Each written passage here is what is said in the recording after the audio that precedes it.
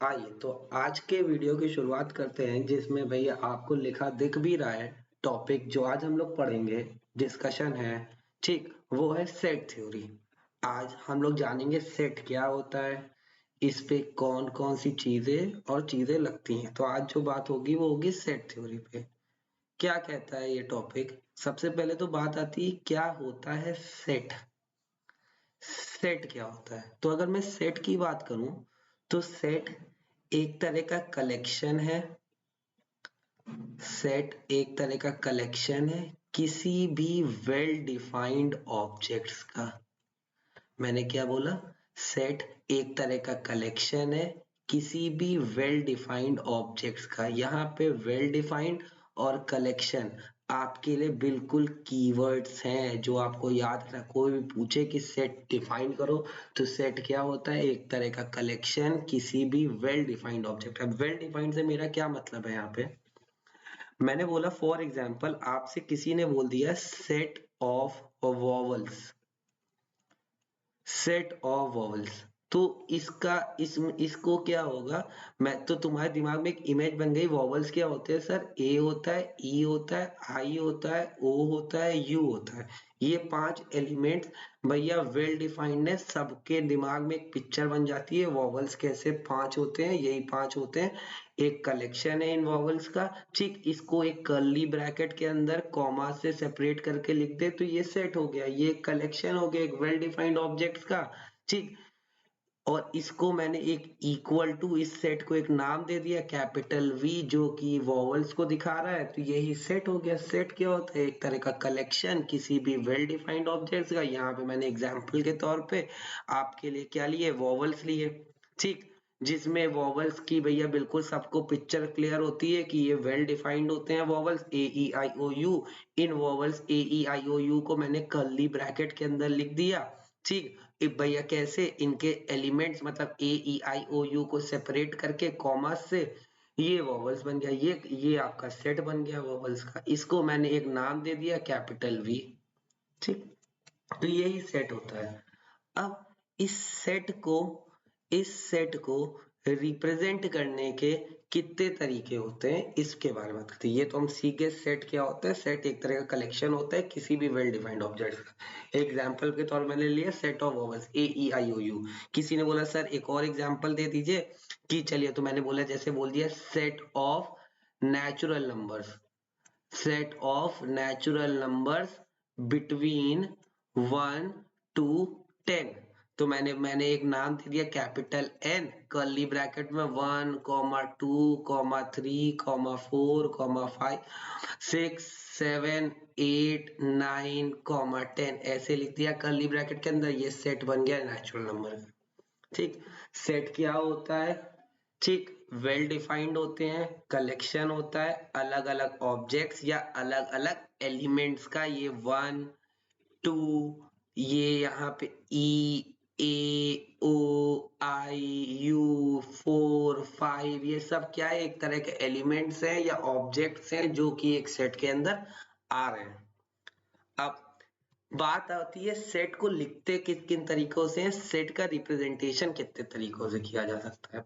तो set represent किया जा सकता है 2 तरीके से। पहले रिप्रेजेंटेशन को हम लोग कहते हैं roster form. Roster form, roster form बिल्कुल नॉर्मल डायरेक्ट फॉर्म होता है जो मैंने आपको बताया। जैसे आपको क्वेश्चन आया, आपको एक क्वेश्चन आया, right right set of vowels in roster form, in roster form. तो रोस्टर फॉर्म मतलब आपको डायरेक्ट उठा के लिख देना है कर्ली ब्रैकेट के अंदर जैसे हम लोगों ने पहले देखा। तो हमारा सोल्यूशन क्या हो जाएगा? हम लोग आंसर लिख देंगे v is equal to curly bracket बनाएंगे A E I O you. ये मेरा सेट मैंने ऐसे लिख दिया। ये रोस्टर फॉर्म है। रोस्टर फॉर्म मतलब डायरेक्ट लिख देना है आपको कर्ली ब्रैकेट के अंदर हर एलिमेंट को सेपरेट करके कॉमा से।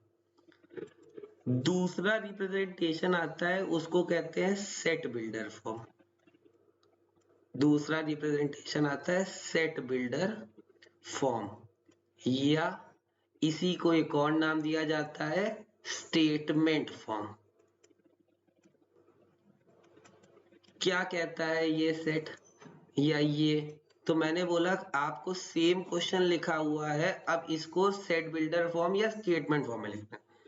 तो इसको कैसे लिखते हैं, इसको लिखने का तरीका होता है v is equal to x, x मैंने बोल दिया जितने भी एलिमेंट आ रहे हैं वो सपोज कर लो x है, x कोलन को, यहाँ पे कोलन को, ये जो कोलन लगा है इसको रीड करा जाता है सच दैट, इसको रीड किया जाता है such that x, such that x belongs to, ये जो साइन है साइन को क्या रीड करते हैं, belongs to x, such that x belongs to set of vowels। मैंने इसको इस तरह लिख दिया, ये मेरा क्या बन गया, सेट बिल्डर फॉर्म। सिर्फ मैंने कुछ मैथमेटिकल भैया स्टेटमेंट्स या मैथमेटिकल सिंबल्स यूज किए हैं एक स्टेटमेंट को डिफाइन करने के लिए, बस x such that x belongs to set of vowel. किसी ने बोला सर एक और एग्जांपल बताइए, तो मैंने कहा अभी पिछले पेज पे मैंने एग्जांपल लिया था, मैंने एक क्वेश्चन लिया था, set of natural number, set of natural number between 1 to 10, ठीक है, या अप टू 10, तो इसको कैसे लिखेंगे, इसको लिखने के लिए भैया बिल्कुल वैसे n is equal to x such that x belongs to set of natural number, set of natural number up to 10, ऐसे लिख दे, बस ये बन गया आपका। तो ये सेट बिल्डर फॉर्म हो गया, ये स्टेट में ये एक रोस्टर फॉर्म, रोस्टर फॉर्म में हम लोग डायरेक्ट लिख देते हैं। दूसरा आता है सेट बिल्डर फॉर्म, उसमें हम लोग स्टेटमेंट के फॉर्म में लिख देते हैं, जहां पे हम लोग कुछ मैथमेटिकल सिंबल्स का यूज करते हैं जैसे सच दैट, बिलोंग्स टू, ठीक, तो वहां पे हम लोग का रिप्रेजेंटेशन सेट बिल्डर फॉर्म या स्टेटमेंट फॉर्म कहलाता है। अब ये तो बात हो गई सेट क्या होता है, उसका रिप्रेजेंटेशन ऑफ क्या होता है। अब कितने तरह के सेट होते हैं, तो अगर मैं एक एक टाइप के साथ स्टार्ट करूं तो सबसे पहला टाइप आता है एम्प्टी सेट या नल सेट। इसको हम लोग एम्प्टी सेट या नल सेट मतलब क्या होता है, a set set having zero elements या और नो एलिमेंट्स, ऐसा सेट जिसके अंदर जीरो एलिमेंट्स आ रहे हो या एक भी एलिमेंट ना आ रहा हो, ठीक, इसको डिनोट किससे करते हैं, इट इज डिनोटेड बाय, ऐसे कर्ली ब्रैकेट बना के छोड़ देंगे, ठीक, एक कर्ली ब्रैकेट ओपन करेंगे, कर्ली ब्रैकेट क्लोज करेंगे, अंदर कुछ नहीं लिखेंगे, ये एम्प्टी सेट या नल सेट का सिंबल है। या हम लोग एक जीरो बनाएंगे, उसको क्रॉस कर देंगे, जिसको रीड किया जाता है फाइव, किस, तो आप लोग ने बोला कि सर एक एग्जांपल दीजिए एम्प्टी सेट का या नल सेट का, तो मैंने कहा एग्जांपल के तौर पे तुम ले लो set of natural numbers, set of natural number less than 1,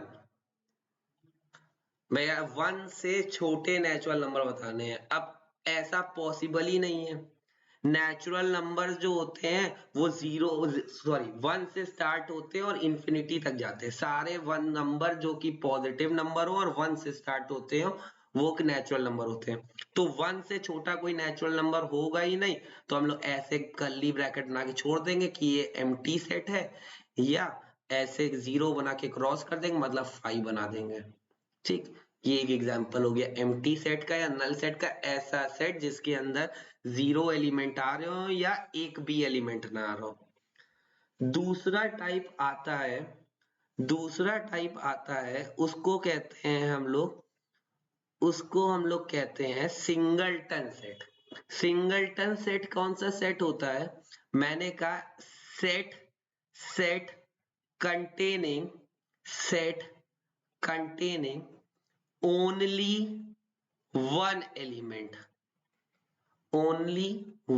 element और सिंगल एलिमेंट, वन बोलो या सिंगल बोलो बात एक ही है, ठीक। ऐसा सेट जिसके अंदर सिर्फ सिंगल एलिमेंट आ रहा हो या सिर्फ एक ही एलिमेंट आ रहा हो, उस तरह के सेट को कहते हैं सिंगलटन सेट।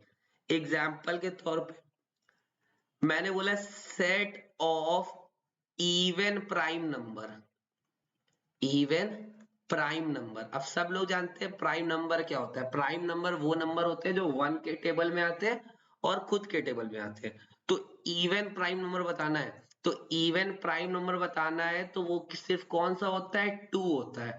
2 ही एक ऐसा इवन प्राइम नंबर है, उसके अलावा बाकी कोई भी प्राइम नंबर उठा लो वो सब ऑड नंबर होते हैं, कोई भी इवन नहीं होता है। ठीक, तो ये सिंगलटन सेट हो गया। ऐसा सेट जिसके अंदर सिर्फ एक एलिमेंट आ रहा हो, ठीक, वो सिंगलटन सेट हो गया। उम्मीद करते हैं आपको ये दोनों सेट में अंतर या डेफिनेशन क्लियर है। एम्प्टी सेट जिसके अंदर कुछ ना हो, सिंगलटन सेट जिसके अंदर एक एलिमेंट आ रहा हो। दूसरा आता है इक्वल सेट और इक्विवेलेंट सेट। अब दोनों को मैं बिल्कुल सेम उससे बताऊंगा, लेकिन इस सेट को जानने से पहले, इन दोनों सेट को जानने से पहले आपको एक वर्ड क्लियर होना चाहिए, कार्डिनल नंबर क्या होता है। मैंने बोला कार्डिनल नंबर क्या होते हैं। कार्डिनल नंबर होते हैं कि एक सेट के अंदर कितने एलिमेंट आ रहे हैं। जैसे मैंने बोला, अभी मैंने वॉवल लिखे थे, V is equal to A E I O U। तो इस सेट का, इस वॉवल के सेट का कार्डिनल नंबर क्या है, तो इसको कैसे डिनोट करेंगे, n ब्रैकेट में V, मतलब number of element in set V is equal to 5। कितने एलिमेंट है, 1 2 3 4 5, कितने एलिमेंट आ रहे हैं, 5। तो कार्डिनल नंबर क्या होता है, एक सेट में कितने एलिमेंट आ रहे हैं। ठीक, जैसे मैंने बोला एक नेचुरल नंबर का सेट लिखा था मैंने, 1 2 3 4 5 6 7 8 9 10 ये लिखा। तो यहाँ पे भैया n इज इक्वल, यहाँ पे n capital N is equal to 10, इसमें कितने एलिमेंट आ रहे हैं, 10। ये मेरा हो गया कार्डिनल नंबर। ठीक, उम्मीद करते हैं कार्डिनल नंबर की डेफिनेशन क्लियर है। कार्डिनल नंबर क्या होता है, एक सेट में कितने एलिमेंट आने वाले हैं, वो हमारा कार्डिनल नंबर होता है।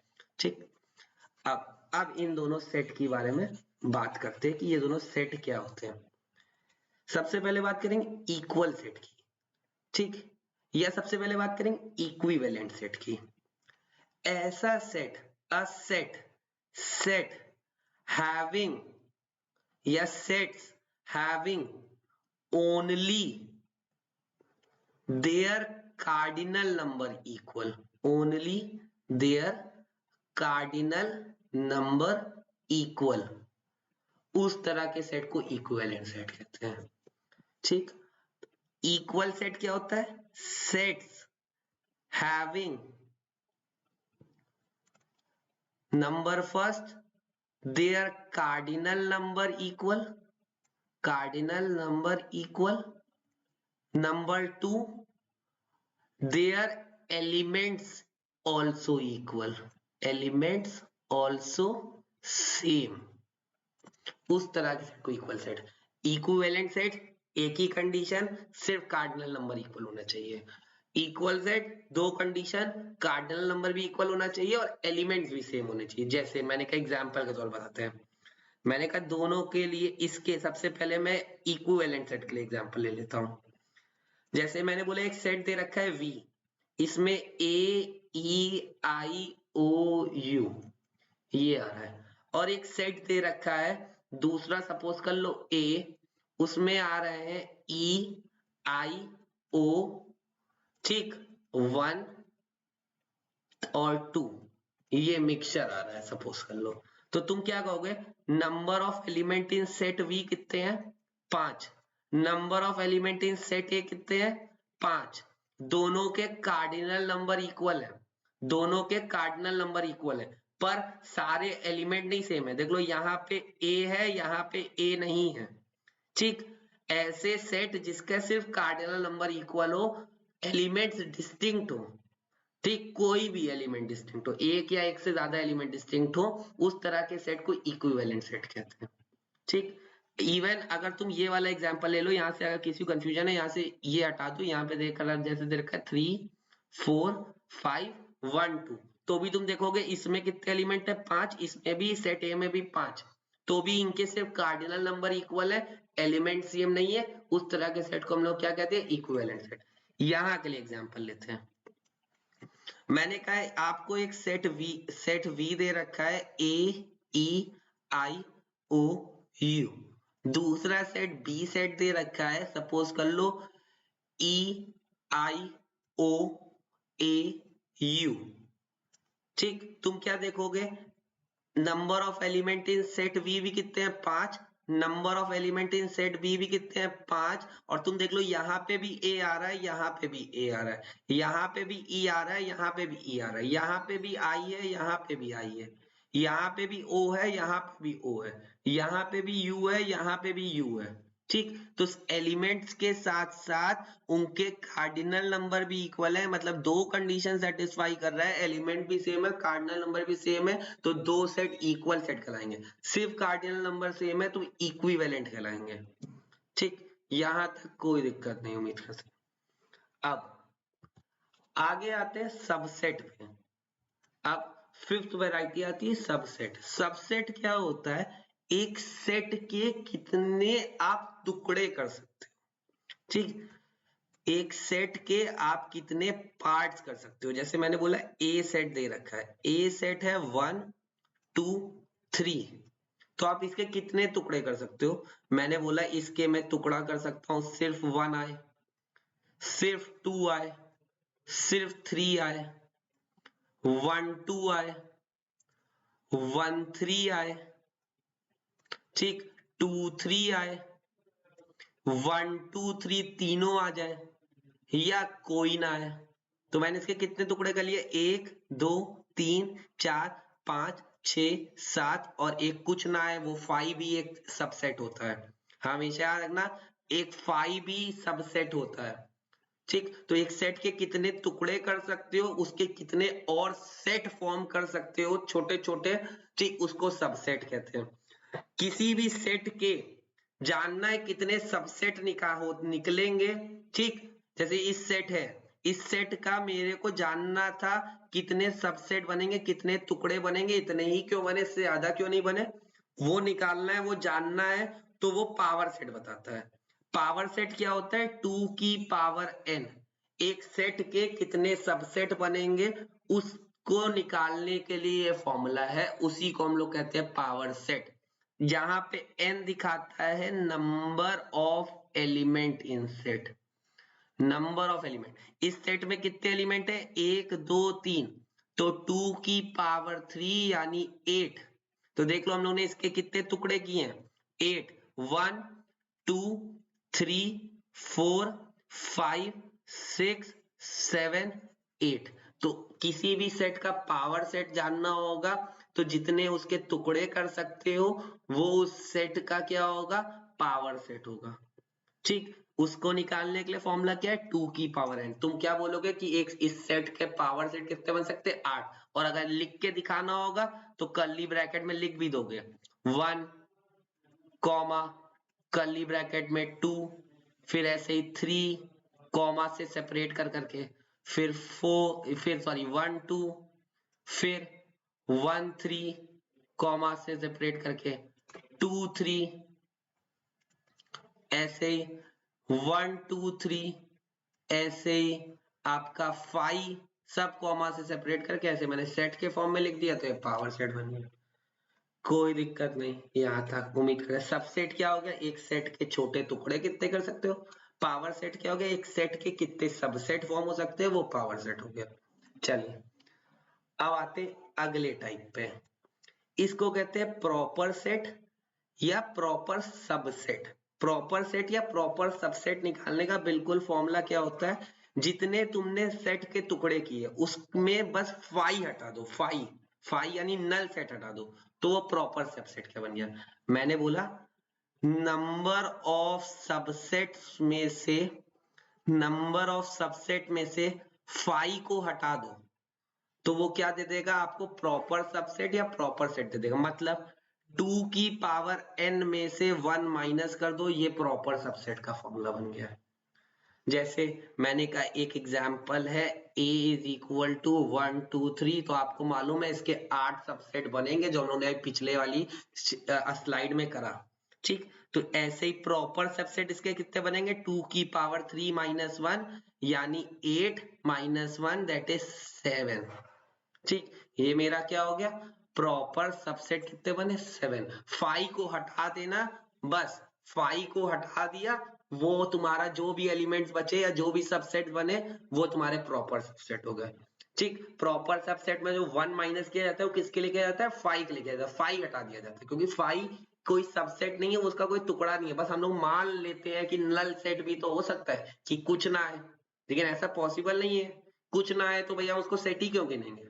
तो इसीलिए प्रॉपर जब जब वर्ड प्रॉपर लग जाए तो उसमें से 5 हटा देना। अगर नॉर्मल सबसेट पूछ रहा है तो सब लिख देना, पावर सेट पूछ रहा है 2 की पावर n, प्रॉपर सबसेट पूछ रहा है 2 की पावर n माइनस 1। ठीक, अब आते हैं सुपर सेट। सुपर सेट बिल्कुल तुम्हारे सुपरमैन की तरह होता है, ये एक तरह का सुपरमैन है, ठीक, जिसके अंदर सब कुछ आ रहा हो। जैसे मैंने बोला ए क्या है, ए दे रखा है 1 2 3 4, एक सेट दे रखा है बी जिसमें 1 और 4 आ रहा है, तो मैं क्या बोलूंगा, ए क्या है, ए एक तरह का सुपर सेट है, ए क्या है, एक तरह का सुपर सेट है किसके लिए, बी के लिए। तो इसको कैसे लिखेंगे, A is superset of B. ये अब मैं आप पीछे बताना भूल गया आपको, जो सबसेट का साइन होता है वो ऐसे होता है, सबसेट का साइन ऐसे, अरे यार मार्कर क्यों नहीं चल रहा है, हाँ, जो सबसेट का साइन होता है वो कुछ ऐसे होता है।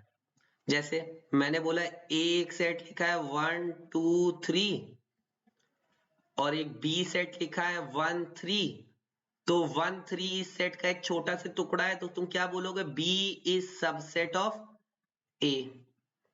और कहीं पे सपोज कर लो यही सेट दे रखा है, एक सी सेट दे दिया जो कि 1 2 3 वो भी है, तो तुम क्या बोलोगे, सी इज, ये C is subset of A and equal to A, subset भी है और उसकी इक्वल भी है। तो सबसेट को कैसे डिनोट करते हैं, इस सिंबल से।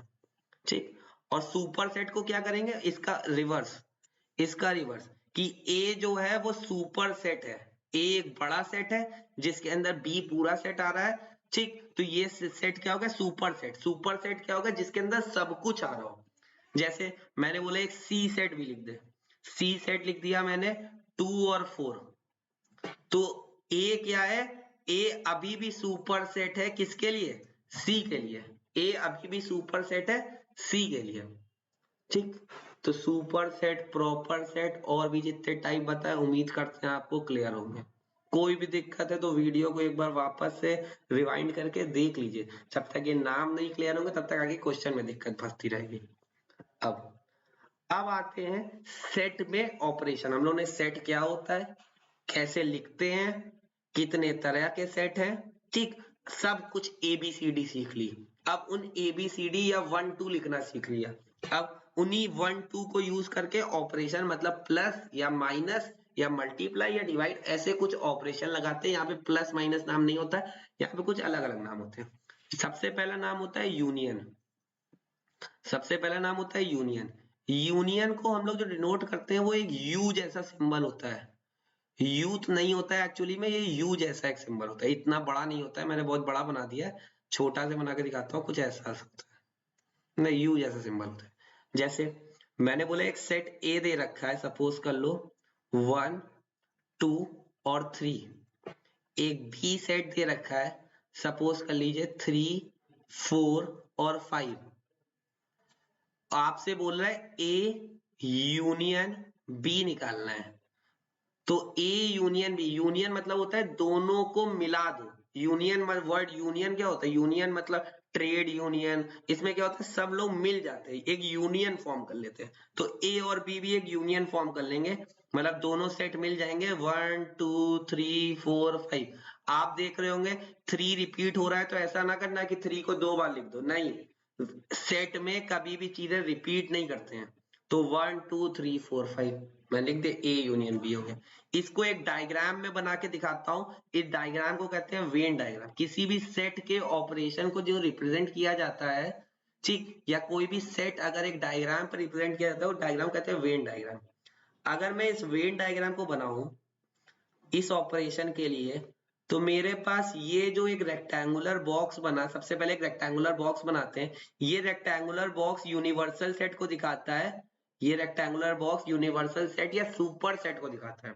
यूनिवर्सल सेट या सुपर सेट का मतलब जिसके अंदर सब कुछ आ रहा हो, जो सुपरमैन हो, जिसकी जो मेरी यूनिवर्स,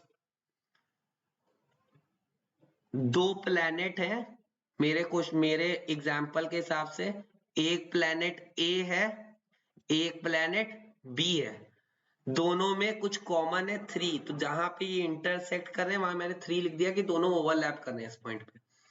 इसमें 1 2 आ रहा है, इसमें 4 5 आ रहा है।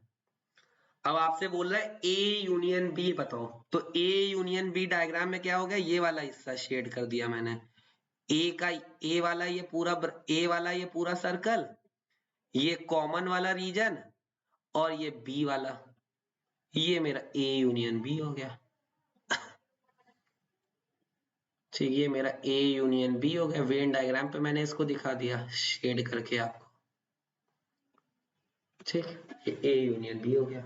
कोई दिक्कत नहीं। पहला ऑपरेशन यूनियन आएगा, दोनों को जोड़ के लिख देना है, रिपीट नहीं करना है बस। अब आता है इंटरसेक्शन। अब बात आती है इंटरसेक्शन की। इंटरसेक्शन उल्टा यू होता है, जो यूनियन का सिंबल बनाया है उसको पलट देना। ठीक, इंटरसेक्शन आ गया। इंटरसेक्शन मतलब दोनों में कॉमन, कहां पे इंटरसेक्ट कर रहे हैं, दोनों प्लैनेट कहां पे इंटरसेक्ट कर रहे हैं, कहां पे कॉमन आ रहा है। सेम एग्जांपल ले, a is equal to 1 2 3, b is equal to 3 4 और 5, तो a इंटरसेक्शन b क्या हो जाएगा, दोनों में कॉमन क्या है 3। ये मेरा इंटरसेक्शन आ गया। डायग्राम में बना के दिखाऊं, तो डायग्राम ये मैंने वेन डायग्राम किया, ये मेरा यूनिवर्सल सेट, ये मेरे दो प्लैनेट, एक प्लैनेट ए एक प्लैनेट बी, यहाँ पे 3, यहाँ पे 1 2, यहाँ पे 4 और 5। ठीक, अगर मैंने बोला इसको करना है तो इंटरसेक्शन कौन सा हिस्सा हो जाएगा, ये वाला हिस्सा, सिर्फ यहाँ जहां पे ये ओवरलैप कर रहे हैं, ये इंटरसेक्शन हो गया। अगर इसको एक नाम दे दो यहां से, अगर आपको याद रखने के लिए, A intersection B, A intersection B.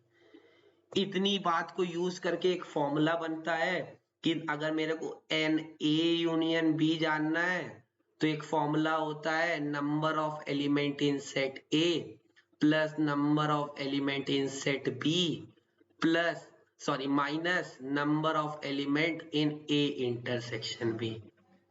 ठीक, अगर मेरे को ए यूनियन बी निकालना है तो ए और बी को जोड़ दो और कॉमन वाला एक हिस्सा हटा दो, क्योंकि रिपीट नहीं करना होता है। कोई दिक्कत नहीं आता, ये फॉर्मूला हो गया। ठीक, ये तो दो लोगों के लिए फॉर्मूला हो गया। अगर यहीं पे 3 लोग होंगे तो मतलब N A union B union C लिखना है, तो इसका फॉर्मूला होता है N A plus N B plus N C minus N A intersection B minus N B intersection C minus N A intersection C plus N A intersection B intersection C. ये formula होता है। मतलब A B C, उसमें से ए और B common जो आ रहे होंगे, ए और बी में जो कॉमन होंगे वो हटाना है, बी और सी में जो कॉमन होंगे वो हटाना है, ए और सी में जो कॉमन होंगे वो हटाना है, और जो तीनों में कॉमन है उसको ऐड कर देना है। ये मेरे लिए 3 के लिए फॉर्मूला हो गया, ये मेरे लिए 2 के लिए फॉर्मूला। अभी लगाना कहाँ है वो अभी करके, अभी क्वेश्चन करेंगे तो दिखाऊंगा। अभी आपको सिर्फ एक फॉर्मूले की तरह दोनों फॉर्मूले याद कर लेने हैं। ठीक, ये 2 ऑपरेशन सीख लिया, पहला यूनियन, दूसरा इंटरसेक्शन। अब बात करेंगे तीसरे ऑपरेशन की, जो की होता है डिफरेंस। जो की होता है डिफरेंस। डिफरेंस को दिखाएंगे माइनस साइन से, डिफरेंस को दिखाएंगे हम लोग माइनस साइन से। अब ए सेट लिखा है 1 2 3, देख लो वही एग्जांपल ले रहा हूं। बी सेट लिखा 3 4 और 5, कोई बोल दे a माइनस बी निकालना है, तो a माइनस बी का मतलब क्या होता है, पूरा सेट A लिखना है जो B में ना आ रहे हो, वो एलिमेंट सेट A के लिखने हैं जो B में ना आ रहे हो। तो A सेट के सारे एलिमेंट मतलब 1 2 3 लिखना है, वो एलिमेंट हटा देना है जो B में आ रहे हो। मतलब आपको पूरा सेट A लिखना है, उसमें से A और B में जो दोनों में कॉमन है वो वाले एलिमेंट हटा देना है। तो A माइनस बी का मेरा आंसर क्या आ गया, A माइनस बी का मेरा आंसर आ गया 1 2। 3B में भी आ रहा था वो हटा दिया। अगर यहीं पे कोई बोलते B माइनस ए निकालना है, तो इसका मतलब क्या है, B सेट पूरा लिखना है और A इंटरसेक्शन भी, मतलब जो A और B में कॉमन है वो हटा देना है। तो यहाँ पे B माइनस ए का मेरा आंसर क्या आ जाएगा, B माइनस ए का मेरा आंसर आ जाएगा 4 5। इसको अगर मैं डायग्राम पे दिखाऊं, इसको अगर मैं डायग्राम पे दिखाऊं तो डायग्राम पे इसका मतलब कैसे दिखेगा, ये मेरे दो प्लैनेट्स, एक प्लैनेट ए एक प्लैनेट बी, ठीक। ए में आ रहा है 1 2, बीच में कॉमन, यहाँ 4 5। अगर मेरे को सबसे पहले a माइनस बी शेड करना है, मैं ब्लू कलर येलो कलर से a माइनस बी शेड कर रहा हूँ, तो a माइनस बी ये वाला हिस्सा हो जाएगा, इसमें से 1 2 आ रहा है तो ये वाला हिस्सा a माइनस बी हो जाएगा, कॉमन वाला हिस्सा नहीं आना चाहिए, सिर्फ सेट A आना चाहिए। तो ये मेरा a माइनस बी हो गया, येलो कलर वाला, ठीक। मैं यहाँ पे हाईलाइट भी कर देता हूँ, येलो कलर वाला मेरा a माइनस बी है, ठीक। अब अगर मैं ग्रीन कलर से मैं आपका क्या कर देता हूँ, b माइनस ए, ये मेरा b माइनस ए हो गया, 4 5 से मेरा b माइनस हो गया, ये मेरा b माइनस ए हो गया। अगर मैं अब इसको नाम दे दूं तो ये वाला हिस्सा a माइनस बी, ये वाला हिस्सा b माइनस ए, और ये वाला हिस्सा मेरा क्या था, इसको तो हम लोग इंटरसेक्शन कहते थे, और तीनों को जोड़ दोगे तो यूनियन। तो यहां से एक और फॉर्मूला बन के आता है कि यूनियन लिखना हो तो यूनियन के लिए फॉर्मूला क्या है, a minus B plus a intersection b plus b minus A, हो गया, खत्म। फॉर्मूला कितनी इजीली बन गया, याद करने की जरूरत नहीं है, अगर डायग्राम देखोगे तो सब कुछ समझ में आएगा, ठीक। तीसरा ऑपरेशन भी उम्मीद करते हैं क्लियर होगा। चौथा, अब बात करते हैं कॉम्प्लीमेंट की। कॉम्प्लीमेंट को हम लोग डिनोट करते हैं, किसी भी सेट के ऊपर छोटा से c बना दो या किसी भी सेट के ऊपर छोटा से डैश बना दो, ये कॉम्प्लीमेंट को दिखाता है। जैसे मैंने बोला एक सेट A दे रखा है 1 2 3, एक दूसरा सेट दे रखा है B मतलब 4 5 6 7 8, और तुमसे बोला है A कॉम्प्लीमेंट लिखो। A कॉम्प्लीमेंट मतलब A सेट के सारे एलिमेंट हटा दो, A सेट के सारे एलिमेंट हटा दो। A कॉम्प्लीमेंट का मतलब क्या हो गया, remove all elements of set A। Simple सा मतलब A कॉम्प्लीमेंट का मतलब क्या हो गया, उस सेट के सारे एलिमेंट हटा दो। तो A कॉम्प्लीमेंट का आंसर क्या आ गया, 4 5 6 7 8। A कॉम्प्लीमेंट क्या हो गया, A सेट के एलिमेंट हटा दो, जो कि दूसरे सेट में बाकी एलिमेंट्स आ रहे हो वो सारे लिख दो, ठीक। A कॉम्प्लीमेंट हो गया। डायग्राम पे दिखाऊं, ये मेरा डायग्राम है।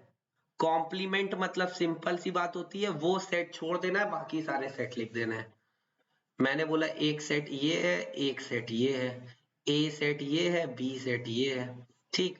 यहाँ पे आ रहा है 1 2 3 4 5 6 7 8, यहाँ पे कुछ कॉमन नहीं है तो कॉमन वाले रीजन में कुछ नहीं लिखा है।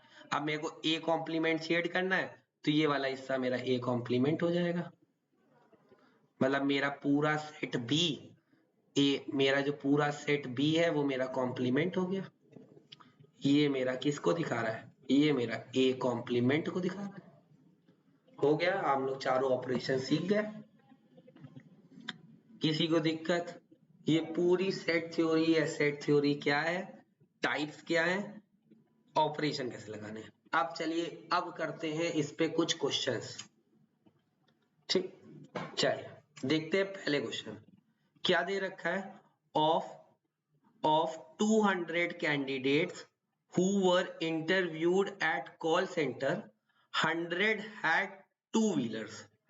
टोटल लोग कितने हैं, इतना मैंने क्वेश्चन पढ़ा तो मेरे को मालूम है टोटल लोग हैं 200।